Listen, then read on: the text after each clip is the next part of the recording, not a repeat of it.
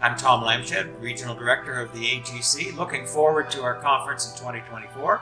With me is Dwayne Klein. Dwayne is our speaker, and we got to know you, Dwayne, a little bit more through John's video, but I wanted to find out a little bit more about the teaching side of things. And so our theme is salt and light. What does it mean to be salt and light? In fact, it's behaving the gospel is the topic of the conference. And so 4 times we want you to share with us. The first time is this little light of mine. What are you going to tell us, and what are some of the scriptures you'll anchor that to? Yeah, thanks, Tom. I'm really excited to be with the AGC in Halifax. And evangelism is a passion that God's given me. And so in the first session, I want to take a look at Jesus ascending and Him promising us that His Spirit is going to come to grant us power for witness. So what does it mean that as we're salt and light, God's Spirit is actually in us, and we can cry out to Him for power and witness? Awesome. So how does the Spirit empower us? In the second session, we're going to talk about changing the metaphor to being salty. So being salty among the devout.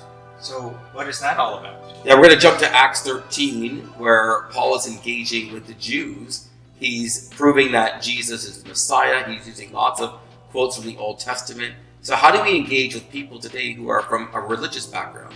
Maybe not even Christian, maybe Muslim, maybe Sikh, maybe Hindu. But how do we engage with them? That will be the second session. Awesome. So in a sense, where is our synagogue today? That's right. Okay. And then the third session is being salty among our peers. What's that all about, and what scriptures are you going to anchor us to? So we're going to jump to Acts 14, where Paul's engaged with the Gentiles. And his approach with the same gospel is incredibly different. And so we want to talk about how do we begin to reach out to people that are very different than us, that have no religious heritage or upbringing, and yet desperately need the gospel. How do we engage even the younger generation, Gen Z, and what they desperately need to hear in the gospel itself? Awesome. And then a fourth session, not this little light of mine, but this little light of ours. What's that all about, and what are our scriptures? So in the last session, we're going to take a look at Colossians 4, and we're going to take a look at 1 Corinthians, and talk about how God calls us to be a witness together.